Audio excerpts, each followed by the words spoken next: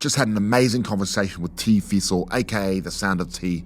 This guy is absolutely amazing, a really inspiring story. Being raised around violence, alcohol, something similar to a Once Were Warriors type lifestyle. But as we were in the bush, bro, it was like a movie. Like, I can hear my dad calling out, like calling my mom's name, and I'm like, frick, bro. Coming through that rough childhood, and then going through his own tough times too, almost going down the same path. Waking up one day, realizing, is this my life? Is this it? Yeah, there was a time I just thought, bro, I'm useless, Like, I'm a dad, I got 4 kids. My kids have no one to look up to. But going through some tough times first, waking and baking, he was doing a lot of pot, and he talked about spending his wife's whole pay on paying off his ticks. Nothing to eat, bro, like, we had no furniture, and my life was just about that, just about the weed. How we went from that to going into radio school, to being the host of his own radio show on UFM, to being the MC at Blues Games, and being a success, breaking the cycle for his children, so that when his kids look at him, they can see that it's possible, and this is what we're all meant for. This is an epic episode, very inspiring. We must share it far and wide. Don't forget to like and subscribe.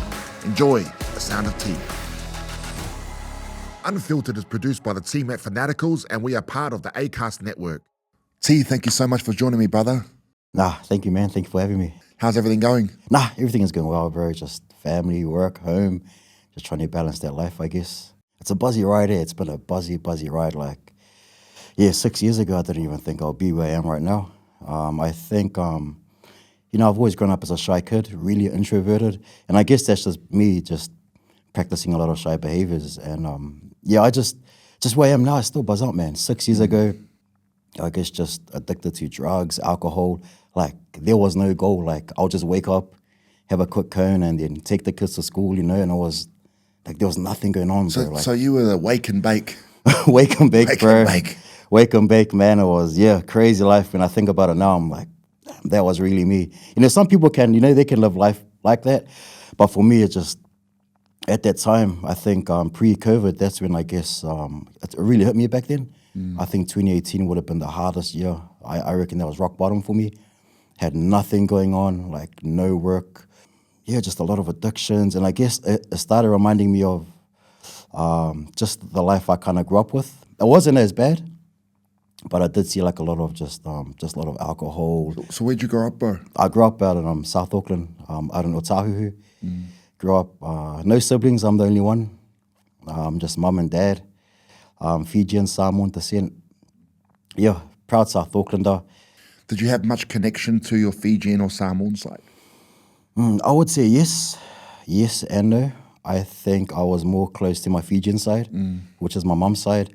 My Samoan side, they were always around. But I think for me, I gravitated more towards my mum. I think because I saw what life was like growing up. My dad was always on the piss, and I'm not here to put him down, but he was always on the piss. Kind of got violent, and for me, I kept getting closer to mum. And my Fijian side were always, they were always there around me. My Samoan side, yes, they were always there, but I just felt like I just gravitated more to my Fijian side. And I was always ashamed to be called a Samoan. Like, I never identified myself as a Samoan. You were ashamed to be a Samoan? Yeah, bro. Like, I never called myself a Samoan growing up. Even through high school, like the boys knew I was Samoan, but they'd always call me Fijian. Why? I think because I guess all the trauma and everything growing up, I tied that back to the Samoan culture. I thought all Samoans were violent, all Samoans were alcoholics. That's just all I saw. But I did see my dad's side of the family, the Samoan side. Like, they showed a bit of love.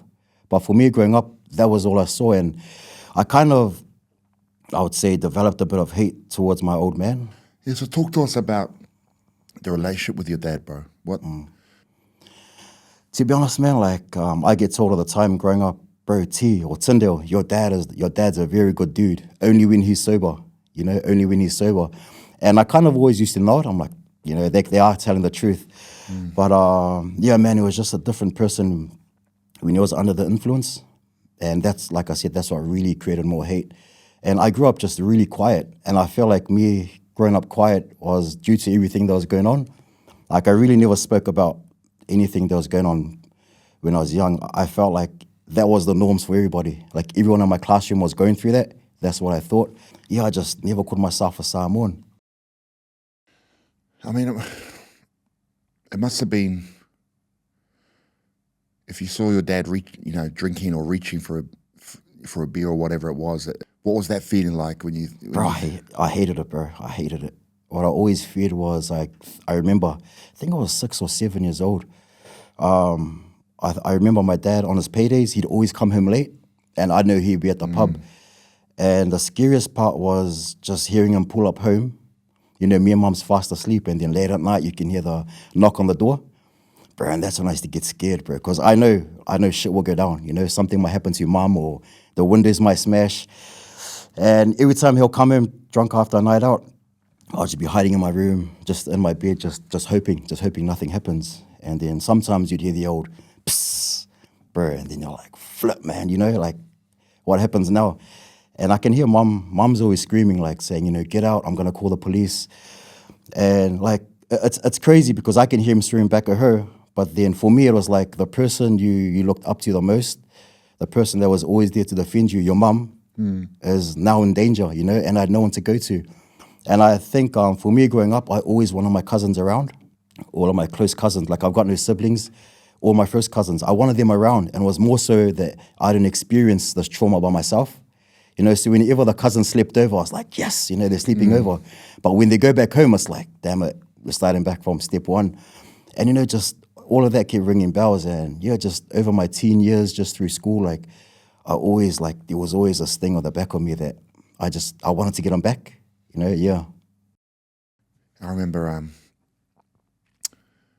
when my father was away, Mum got a new boyfriend. And I remember situations like that, you know, the screaming. And my mum and dad got back together when he got out. But I remember that feeling of wanting to get this guy back. And I got an opportunity because I ended up playing rugby league against him. I was only 16, he was a lot older. And I just cleaned him up, like just gave him a real good shot. He had to go off the field. And it felt good to get him back, you know, so I can understand that feeling, you know, when that stuff's going on as a kid and wanting to protect your mum.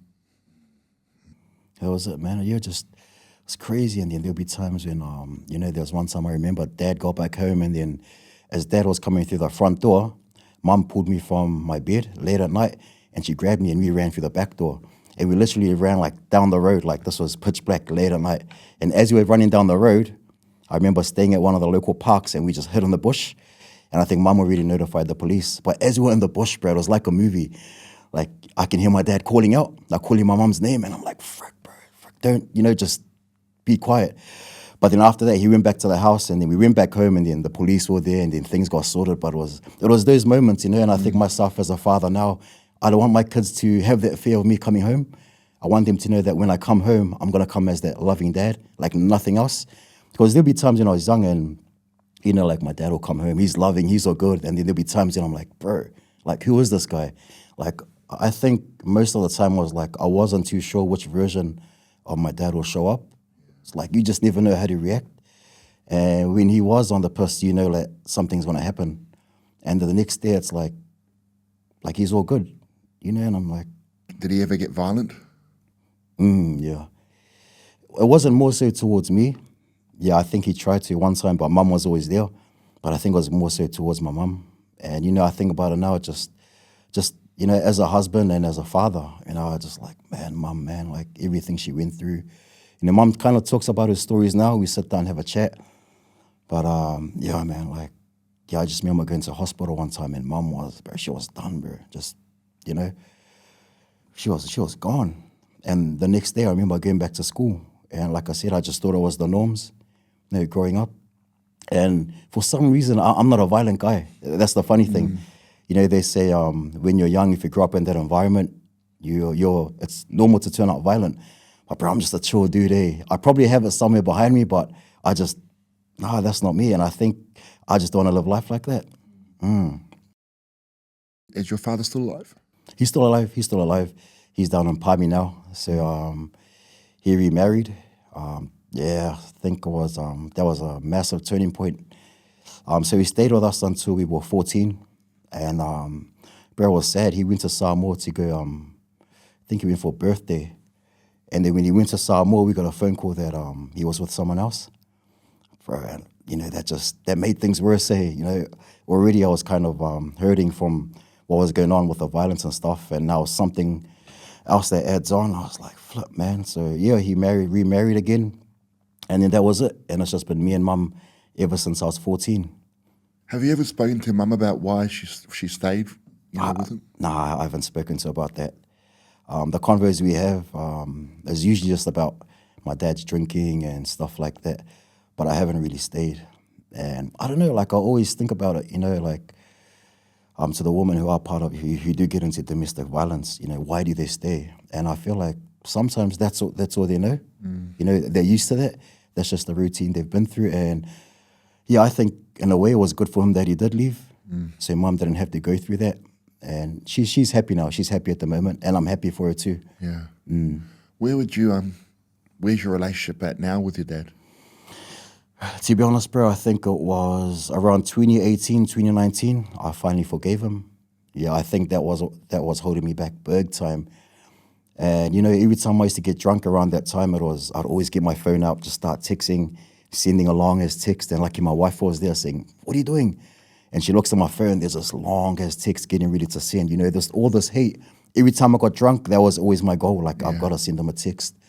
And I think it wasn't until 2019 I realized that, you know, like as you get older, you realize that you can only blame your parents for so long.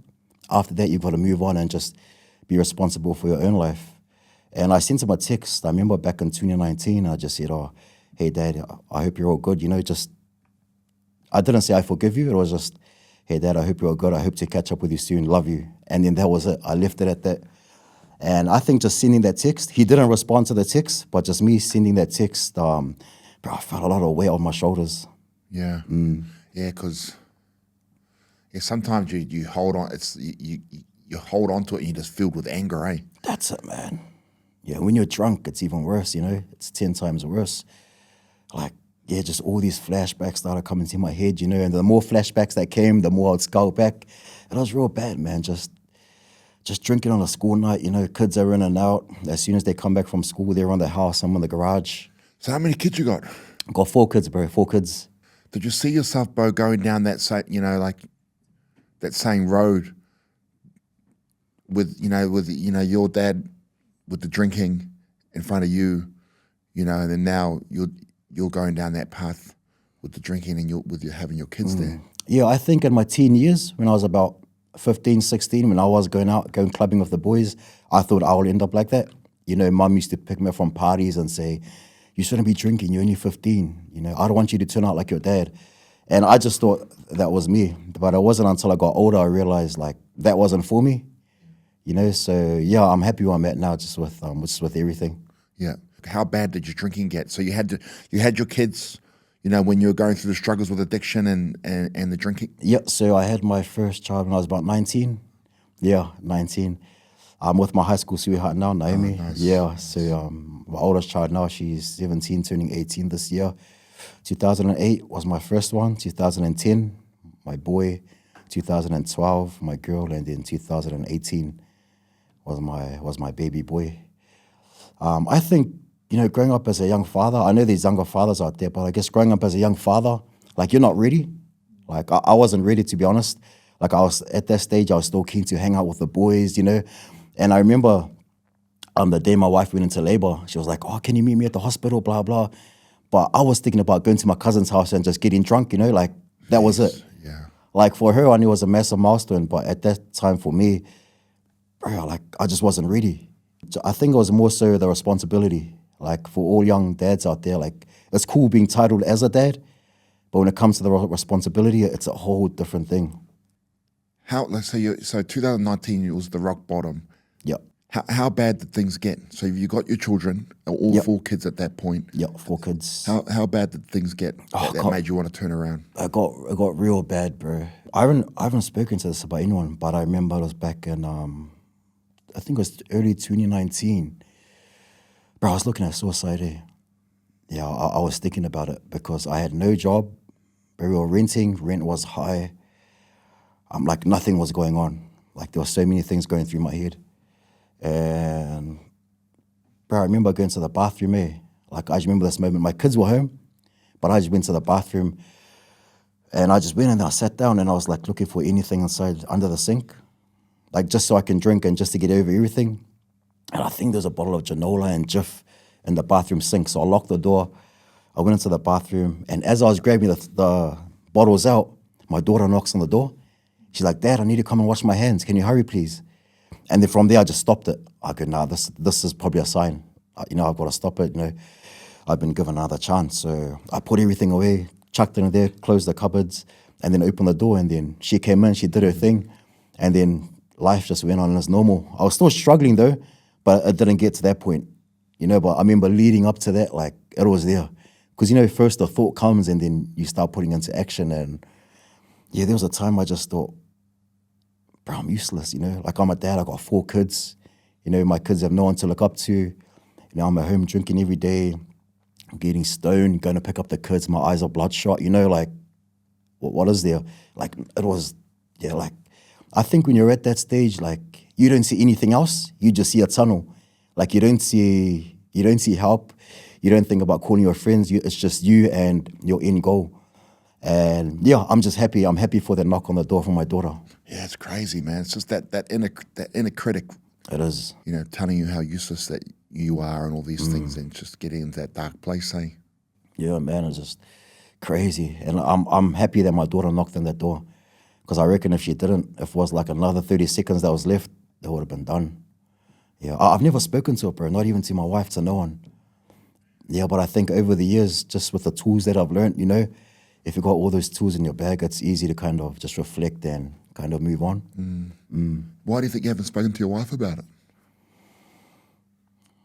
I don't know, to be honest. I don't know if it's a pride thing. Like I just don't want to tell her. I didn't tell her. Yeah, I just haven't told her. And now, like about 7 years on or something, 8 years on, I just haven't told her yet.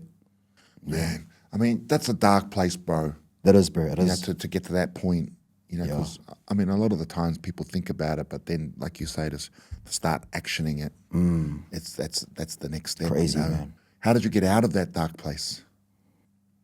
Everything was just, I think, remember how I said I forgave my dad? It was around that time. So I think the moment I forgave my dad, things just started easing off. But then at that time, I was still walking my kids to school. And then my daughter joined the netball team. She joined the netball team, and her manager's like, "Oh, bro, are you doing anything?" I was like, "Nah." He's like, "Oh, you look sporty. Do you want to do fitness for the girls?" I was like, "Oh, sweet." I did fitness like 2 days a week, and then I started loving it. I was like, "Bro, I love this stuff," So you have that purpose. Yeah, that purpose. I was like, yeah. It's interesting, bro. You talk about the forgiving your father, because I talked about you earlier about Ben Pudua, his episode. You must go and watch it. Because he talked about being forgiven, and he said that when the family of the victim, when they said they forgave him, he said that was the time when he could, the weight that was lifted off his shoulders, and he finally felt like he could move on with his life. So I think there's something in that, bro? It is, bro. Forgiveness, man. Like when you forgive someone, you're not saying that you accept what they did, but I guess you are saying that, I'm going to move on with my life. A lot of people just walk around, holding grudges, really heavy. Their mood is really bad. But I think once you forgive someone, it's a different buzz. And I remember once I forgave my dad, he didn't respond to me, but just inside I knew that action that forgiveness, life started coming through. Has he responded? Has he? Have you had any communication? Yeah, we communicate. We communicate every now and then, just on Facebook, on Messenger. Say, "Oh, I love you, son. Can't wait to see you." He'll comment on like my posts and stuff. Being a proud dad. But I guess my mom has her own story about him. She'll say, "Don't worry about him. He didn't care about you when you were young." Yeah. But I guess I think at that time my dad only knew with what he had. Like he could only do with what he had. Didn't have the resources. Didn't have the tools, so that was what he went to. But I guess like myself as a dad now, if I was in this position, I'd want my son to forgive me because I was young, I was dumb, like I was addicted to this, like I was still growing. And I always say this to everyone that as kids, we think our parents have it all, But once you become a parent, you realize our parents were just learning too, you know? Yeah. It's crazy. Like, man, I remember my dad and my mom growing up, I thought, bro, these guys, you know, they know everything. But once you become a parent yourself, you're like, bro, I'm still learning, you know? Yeah. It's crazy. You know, I'm 47 now. Yeah. And I remember like growing up, you know, in my teens, mum and dad are still together. And they would have only been like 35 or something like this, you know. And I think, like, yeah, man, they got their shit together, you know, like, why can't they buy me more chocolate? It's like, why can't they get me nice shoes and all these things? And it's not, like you say, it's not till you're older where you realize, like, you know, I actually didn't get my shit together till I was 35. Like, that's how long it took me to get my act together in my life, you know. And but yeah, when you're young and looking at your parents, you just think that they've got it together. That's it. You know, and like now with my daughter, my kids, like I tell them, like, you know, I'm their father, but I still make mistakes. Like, I'm not perfect, you know, like if I stuff up something at home, I tell my daughter, it's all good, you know, I'm just making mistakes. Like, you know, I'm still learning. Bro, what would be the dream in terms of what would you love to get? Where would you love your relationship with your father to get to? I think the relationship we have now is pretty cool. I enjoy it. But it's more so I wish the relationship he has with my mum means. Like, you know, that's what I wish. You know, I know mum thinks about him sometimes, every now and then, you know, because she's Fijian and she plays a bit of Samoan songs, and these are all his songs he used to listen to. Yeah. And like when she plays them at home, I'm like, I know you miss him, I know you miss him. But when you bring it up, she's like, nah, you know, that's what dad, who cares about him? But I just wish, I think that'd be probably be a wish.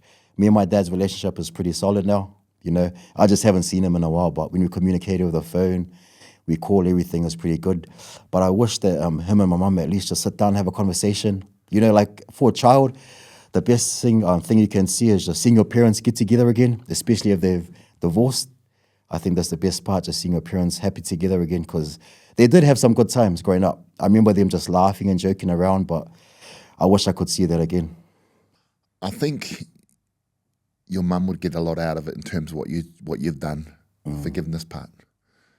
You know, I think when she's ready to do that, it'll take that weight off her shoulders, you know.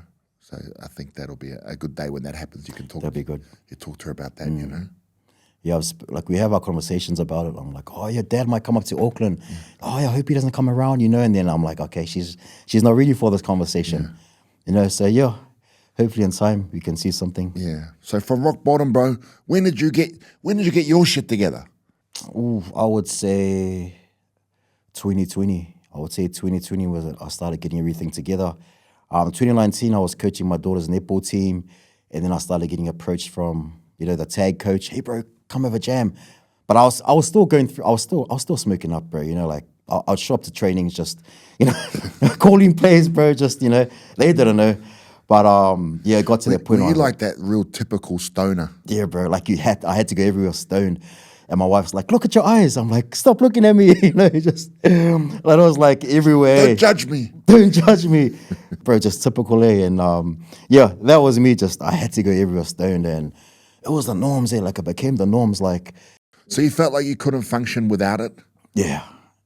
Yeah, I thought I still needed it. And I think because I was just so used to it, my body was immune to it. Like, I needed to have it every day. And I remember, I'll go back a bit. But I remember the early days when my daughter, my eldest now, I think this was back in 2012.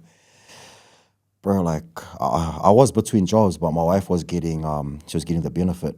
I think it was IRD. All her pay used to go on Tix, bro. On Tix. Oh, fuck. Bro, she'll get paid like, I think, $375 a week, I think it was. Bro, about $360 will go on Tix. It was real bad. Like, I'll pay the Tix and then I'll tick up again. You know, I'll tick up again. And that went on for like... Well, at least you paid your tax. Yeah. But that's crazy, bro. It was crazy, man. Like, yeah, like 360 used to go on Tix. And then once I paid it back, oh, bro, can I tick up again till next Wednesday? They'll come again. And then wife knew what was going on. Like, she knew that I was ticking up and stuff.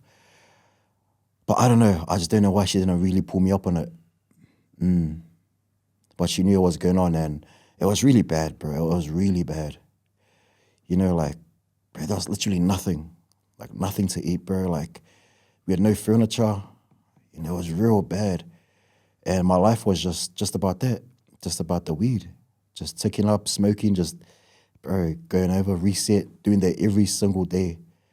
You know, I remember coming to Christmases, Easter, bro, nothing for the kids there.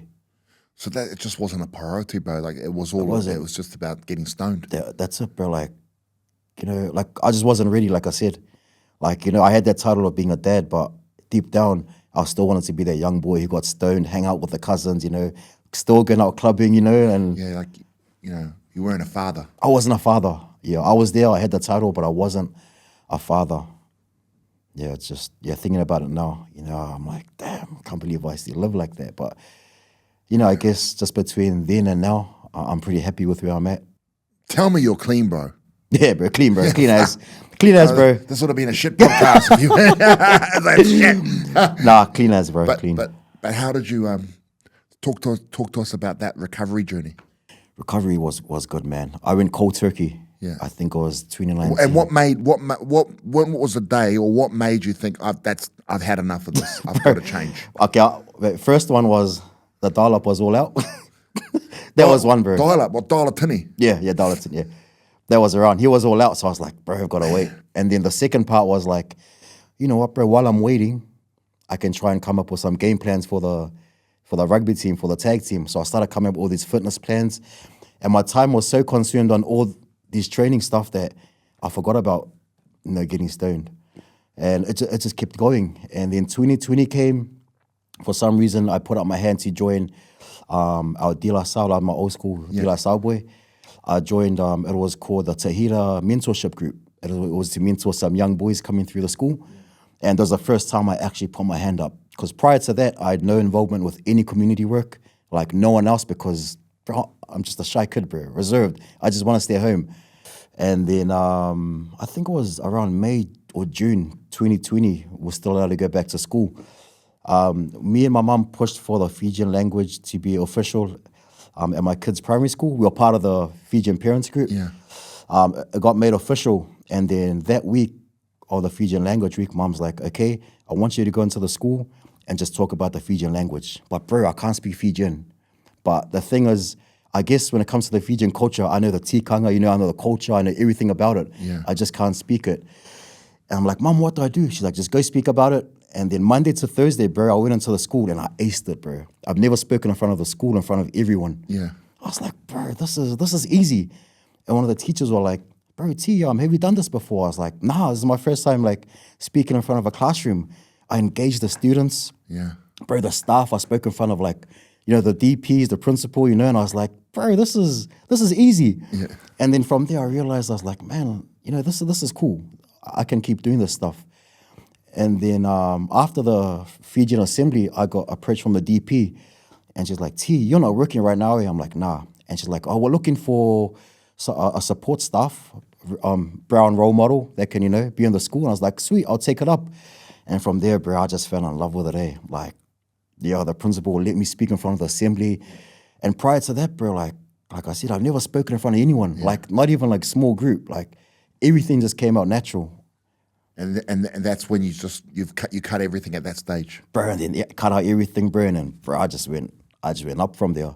And it sounds like the service, you know, what's helped you get your shit together has been the service part, right? It is, bro. You know, starting by helping the netball team, the tag team, helping at the school. You know, service, when you're helping others, it does something to you. It does, man. There's a different buzz, bro. I think that's when I really fell in love with it, knowing that, I think like just people like you, bro, like when you start something, you're doing something great for the community, it gives inspiration to the next person. I'm like, if Dave can do that, I can do it too. You know, probably not on that scale, but I can do something. Yeah, man. That's it, man. And people think they've got to do stuff huge. Nah. Like, it just starts small. Like helping one person is enough. That's it. Hey, you know, like this started from helping one person. Everything we have started from helping one person. Yeah, man. How did you get into radio? So you're the host now of the New FM Weekend shows. Weekend shows? Yep. I got into radio so in 2021, my fixed term contract ended at the school. Yep. Yeah, so I remember going to the principal's office and I was gutted, bro. I loved it. But, you know, like I was still going through shit when I was at the school. Just mentally, I tried to start up my own property maintenance business, you know, and that wasn't really going. I was taking days off. And as much as the school loved me, they just couldn't have me. I remember it was the final day of term 4 at the school, and I got called to the office. And he's like, "Hey, T, bro." I was like, "Hey." He's like, "Oh, bro, sorry, we can't have you back next year. We ran out of funding." And, I said, "Oh, okay, nah, that's all good." Man, but as soon as I walked out of the office, bro, like, I was cut. So you found yourself unemployed again? I found myself unemployed. That was the end of 2021. And the thing was, my kids were still at their school. So I told them, I said, "Hey, I won't be coming back next year, these funding problems." And then that's it. And as we were walking home, because we stayed around the corner, I was trying to come up with all these ideas. And I remember one of the staff telling me, like, "Hey, T, like, you'll be good on radio, you'll be good on broadcasting." And I always thought, like, during that time, I was like, if I can make an impact on a small school community, imagine the impact I can make globally. And I had no experience in radio, no experience talking to anyone. So I went home that night, created myself a Facebook page called The Sound of Tea. Yeah. And then, bro, for 3 months straight, I went live on Facebook, bro. It was crazy. It was cringe when you think about it. Like, I had no experience talking in front of the camera, but I'd host my own radio shows from home. This was still, and we're still going in and out of lockdowns. That's it, bro. That's it. But everyone had their own podcast. Everyone became talk show hosts. You could have people waiting in the weight room. You can see them there, and then you bring them on. You could put all their names down here. It was pretty cool. Went live for 3 nights straight. Got no views at times, bro. There'll be times I'll be in front of the phone for like 3 hours. No one watching, bro. And, it's not for the views, bro, but like... It's not for the views, but it's for the views. It's for the views, Because a lot of people think even now, everyone's got a podcast. So many podcasts coming everywhere. But a lot of people think it's really easy. Yeah. You're just going to pop, and it's going to pop off and get thousands of views. It's not. But how deflating is it when you're doing it and you might have one view? You know what, man? Like, bro, you got your real number one supporter. But it's crazy. It's pretty good. But the thing was, like, for me, like, my family, they know me as just really quiet and reserved. Yeah. So for me to be out on Facebook, 3 months straight going live every night, for them was a bit different. And that's where I saw, bro. Like, I realized the biggest support comes from strangers. Oh, yeah. You know this, bro. And I had family like, bro, it was crazy. Is it how many in your family, like in your immediate family? Oh, there's quite a few of us. Yeah. So how many? Like 20? Yeah, say 20. Say 20. So I can't. Would you say I can't even at least get 20 fucking views? I can't even have 20 live viewers on at least at the start. I know, man. You don't have to stay the whole time. At least start. Can I at least have 20 of you? And can you at least share it when we start? Give us a like. Well, yeah, man, it was crazy. Yeah. But the cool thing was, I'm knowing that, I don't know, I think no matter how cringe you think your content is, there's always that one person out there that will love it. And I remember there's this guy from Papua New Guinea that always tuned in like every night. Bro, every single night he'll message me and stuff. That's cool. And it was cool. I loved it. But that's when I realized that, man, like your family wouldn't be for you. But I guess, they probably didn't like it. But like you said, come on, just give us a view. It is an interesting thing. I don't know why people are like this. It is. It's interesting. And that was when I realized, like, you got to have thick skin, You probably know you got to have thick skin, especially when you're in front of the camera. I realized that. And there were times when I really just wanted to stop. Like, I had, my goal was, yes, I wanted to get into broadcasting.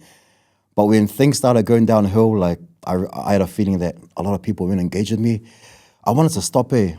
But I think it was cool having my wife along. I think for anyone that's married or is in a relationship that has kids, if you're still trying to chase your goal, bro, you got to have a supportive wife or spouse.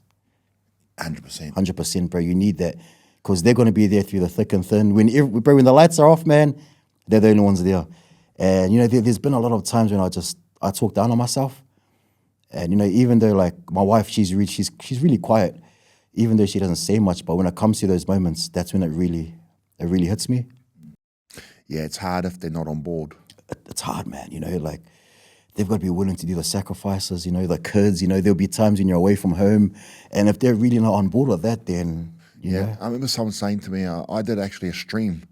Do you guys know that? I actually did a stream. It's a young kid that his father really helped me out. And he said, "Oh, can you jump on the stream?" I said, what the heck's a stream? I had no idea, but I jumped on it. And we spoke about this thing called balance. And then it was someone asked me the next day, like, man, like, my answer was there's no balance, especially at the start. And he goes, how do you get your wife on board with that? And I said, well, you've got to, I'm lucky that we all are in this thing together, because it's hard if the wife's not on board. It's very hard, man. It's very hard, you know.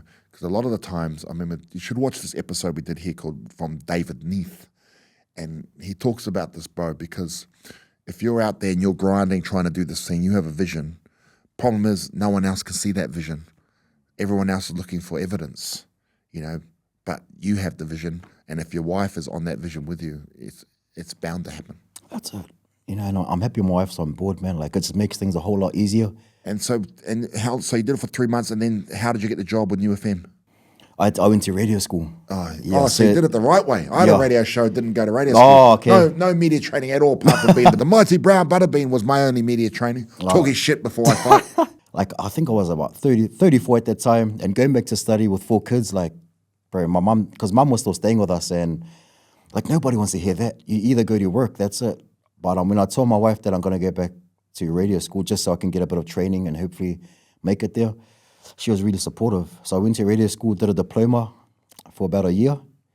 And then throughout that year, I was knocking on New FM's door, man. Like, yeah, I was emailing them. Like, it wasn't like emailing the manager. I was like the main email domain, you know, info@pmn.co.nz, just sending emails. And I was like, you know, like, there's ways, but then there's ways, you know. So I sent emails that wasn't coming through. I remember going up to level 4 where they were at, trying to go there, like, I couldn't get in. And then one of my mates, he was working there at the time, Aaron, shout out to Aaron, little man Aaron, he gave me the number to the program director, Louis. Louis, yeah. Louis, good man, Louis, yeah. So I emailed Louis, sent him this massive email, who I was, said I'm currently at radio school. And he's like, oh, sweet as, bro, just I'm coming next week, we'll have a chat and see what we can do. And I knew the best way to get into radio wasn't like to go through the weekday shows, was to hit the summer shows, you know, because everyone's on leave. Yeah, all the main guys are on a holiday. So 2021 of summer, pre-summer, me and Louis sat down, had a quick interview. He got me through my paces, just teaching me a few things.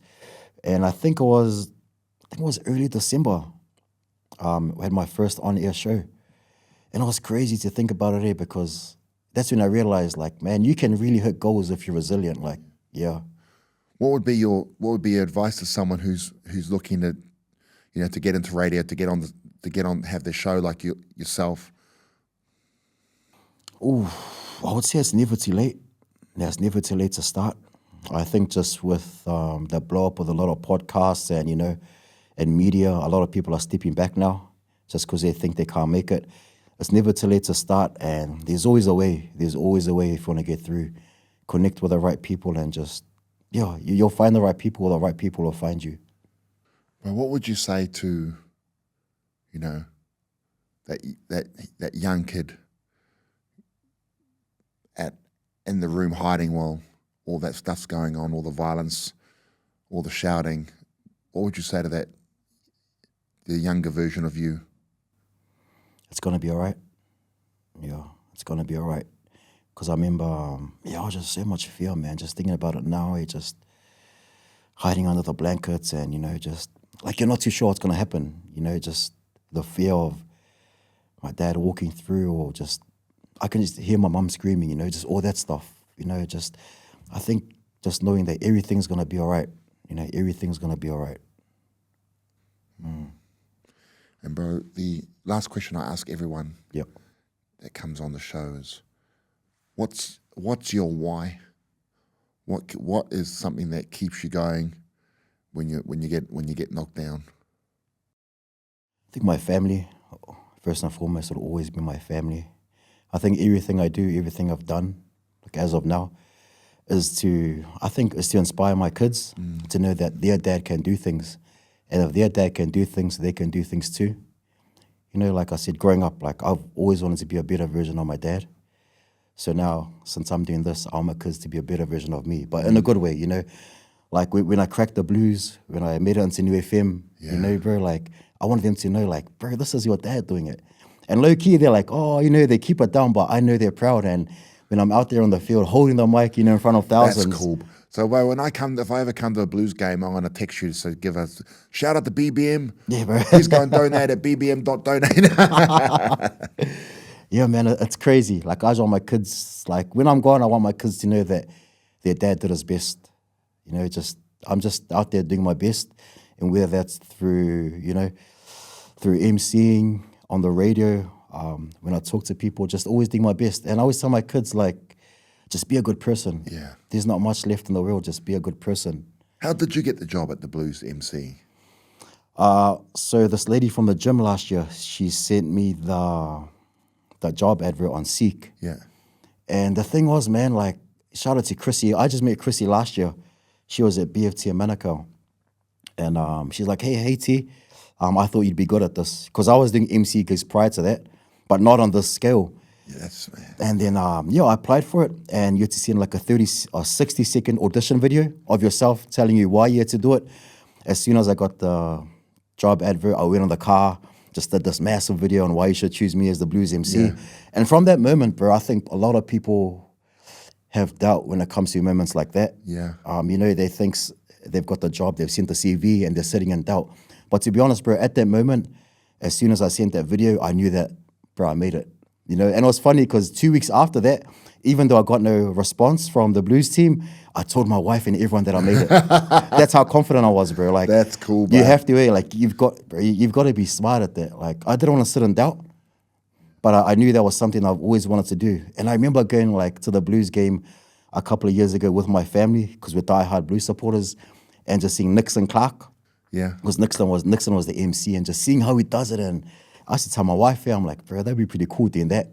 You know, and just, I think, you know, in that space where you see other brown people doing what you want to do, you know, it really gives you a buzz. And in the space I'm at now, I wouldn't say there's many of us, but the ones that are there, you know, they're not gatekeepers, they're real helpers. And like I'm in that stadium, and not only am I inspiring my kids, I'm inspiring the next brown kid from South Auckland, you know, that doesn't want to work somewhere else, that has a voice, that thinks they can impact. They can, man. You just got to do it.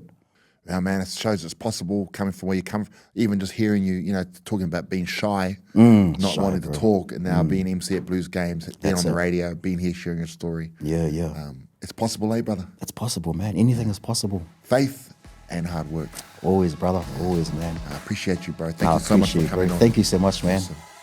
Sure, brother. If you made it this far, thank you so much for the support. It really does mean so much to us.